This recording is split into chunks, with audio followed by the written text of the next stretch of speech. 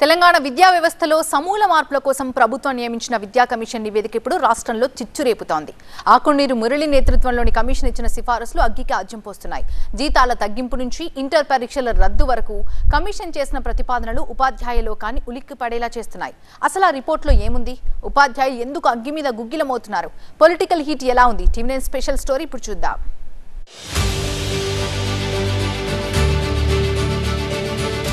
తెలంగాణలో నాణ్యమైన విద్యను అందించడమే లక్ష్యంగా సర్కార్ నియమించిన విద్యా కమిషన్ తన మధ్యంతర నివేదికను సమర్పించింది. 500 పర్యటనలు, 3 దేశాలు, 6 రాష్ట్రాల విద్యా విధానాలను అధ్యయనం చేసిన తర్వాతే ఈ నివేదిక రూపొందించామని కమిషన్ చెబుతోంది. కానీ ఇందులో ఉన్న అంశాలు ఇప్పుడు పెను వివాదానికి కేర్ ఆఫ్ అడ్రస్ గా మారాయి. ముఖ్యంగా ఉపాధ్యాయుల రిక్రూట్మెంట్, జీతాల అంశంపై పెద్ద ఎత్తున నిరసనలు వ్యక్తమవుతున్నాయి. కొత్తగా టీచర్ల నియామకం కాంట్రాక్ట్ పద్ధతిలో చేపట్టాలి అన్న విద్యా కమిషన్ ప్రతిపాదనపై యువత ఆగ్రహం వ్యక్తం చేస్తోంది. కాంట్రాక్ట్ పద్ధతి అంటే అసలు రిక్రూట్మెంట్ వైపే ఎవరూ రారని, ఇది ప్రభుత్వ పాఠశాలలను, గురుకులాలను నిర్వీర్యం చేసే కుట్ర అని ఉపాధ్యాయులు ఆరోపిస్తున్నారు. ఇక 1వ తరగతి నుంచే త్రిభాషా విధానం అమలు చేయడం సాధ్యం కాదంటున్నారు విద్యావేత్తలు.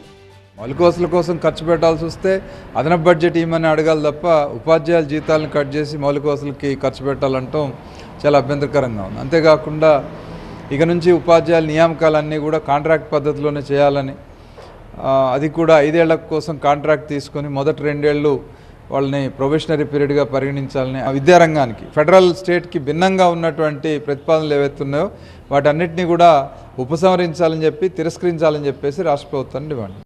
ప్రమోషన్లు లేని సందర్భంలో వేతనాలు గౌరవంగా ఉంటే ఈ వైపు అట్రాక్ట్ అవుతారు. ఇవాళ సమాజంలో మనం చూస్తూ ఉన్నాం, పిల్లలందరినీ మనం సాఫ్ట్వేర్ కంపెనీలకు, సాఫ్ట్వేర్ ఉద్యోగాలకు పంపిస్తూ ఉన్నాం. కారణం ఏంటంటే అక్కడ ఎక్కువ స్థాయిలో వేతనాలు ఉన్నాయని. కాబట్టి అలాంటి ఉపాధ్యాయ వృత్తికి ఎక్కువ మందిని అట్రాక్ట్ చేయాలంటే వేతనాలు ఎక్కువ ఉండాలి, కానీ ఇప్పుడున్న వేతనాలనే తగ్గించాలని చెప్పడం, దానికి వారు ప్రైవేటు కార్పొరేట్ సంస్థలు ఇస్తున్న వేతనాలతో పోల్చి చూడడం అనేది దుర్మార్గం.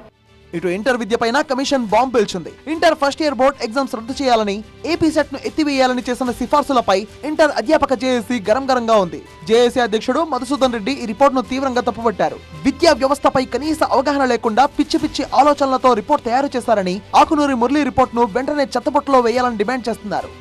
ఇంత కూడా అవగాహన లేకుండా, అవగాహన రాహిత్యంతో ఈరోజు ఈ విధమైనటువంటి సిఫారసులు, ఎంసెట్ రద్దు చేయాలి, ఇంటర్మీడియట్లో పరీక్షలు 12th క్లాస్లోనే పెట్టాలి, దేశవ్యాప్తంగా ఈరోజు 6 నెలలకు ఒక పరీక్ష, సెమిస్టర్ విధానం అమల్లోకి వస్తున్నటువంటి తరుణంలో ఫస్ట్ ఇయర్ నువ్వు చదవాల్సిన అవసరం లేదనేటటువంటి నువ్వు ఎవడు అసలు చెప్పడానికి?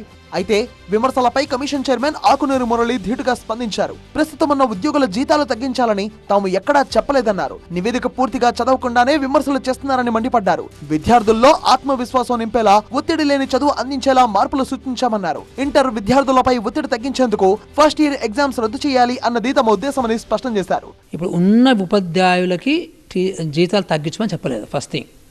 సో ఎందుకంటే వాళ్ళు ఏ రోజైతే ఇట్లా స్టార్ట్ అయ్యారో ఆ స్టార్ట్ అయినప్పుడు ఏ శాలరీస్ ఉంటే అవే ఉంటాయి. గవర్నమెంట్ ఎప్పుడు కూడా శాలరీలు తగ్గించమని అలాంటి నిర్ణయం ఎప్పుడు తీసుకోదండి. ఓన్లీ 11వ తరగతి అవసరం లేదు, 12వ తరగతి పెట్టండి అని చెప్తున్నాం మేము. ఎందుకంటే ఈ పిల్లలు 10లో రాయాలి, 11 రాయాలి, 12 రాయాలి, 3 సంవత్సరాలు వరుస పెట్టి, so they have to right board examinations. So దీని మూలాన ఇంటర్మీడియట్ పిల్లలకి చాలా ప్రెషర్ పడుతుంది, భయంకరమైన ప్రెషర్ పడుతుంది. తెలంగాణలోని అన్ని ప్రభుత్వ బడుల్లో నాణ్యమైన విద్య ఒకే ప్రామాణికంతో అందాలి అన్నదే తమ విజన్ అని ఆకునూరి మురళి వెల్లడించారు. ఒక మెక్డొనాల్డ్ అనే ఒక రెస్టారెంట్ ఏదైతే మనకున్నామో ప్రపంచం మొత్తంలో మీరు ఎక్కడ పోయినా కానీ అట్లాగే ఉంటుంది స్టాండర్డ్ అది కదా. సో మీ చిప్స్ అట్లాగే ఉంటుంది, అన్ని అట్లా నగ్గెట్స్ అట్లాగే ఉంటాయి, అన్ని అట్లా టేస్ట్ కావచ్చు, అపియరెన్స్ కావచ్చు, వాట్ ఎవర్. అట్లాగే స్కూల్స్ కూడా ప్రీ ప్రైమరీ అంటే ఇట్లా ఉండాలి అని మేము రికమెండ్ చేసాము, ప్రైమరీ పోర్షన్ అంటే ఇట్లా ఉండాలని రికమెండ్ చేసాము, హై స్కూల్ అంటే ఇట్లా ఉండాలని రికమెండ్ చేసాము, డిగ్రీ కాలేజ్ ఇట్లా ఉండాలని రికమెండ్ చేసాము, గురుకులాలు ఇట్లా ఉండాలని రికమెండ్ చేసాము, యూనివర్సిటీ ఎట్లా ఉండాలని రికమెండ్ చేసాము. ఈ స్టాండర్డైజేషన్ ఫాలో కావాలి గవర్నమెంట్స్.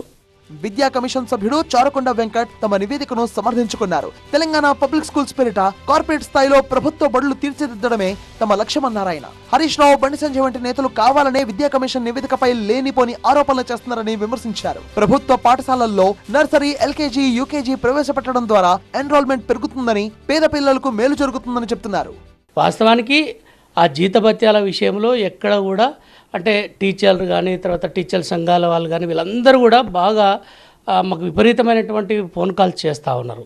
అయితే టీచర్స్కి నేను చేసేటువంటి విజ్ఞప్తి ఏంటి అంటే, ఎవరు కూడా ఆందోళన చెందాల్సిన అవసరం లేదు. ఎందుకంటే మా అబ్జర్వేషన్లకు వచ్చినటువంటి విషయం మాత్రమే చెప్పాం. ఎవరైతే ఈ హరీష్ రావు గారు కానీ లేకపోతే ఇంకెవరైనా బండి సంజయ్ గారు చేస్తున్నటువంటి ఈ ఆరోపణలు అవి వాస్తవం కాదు.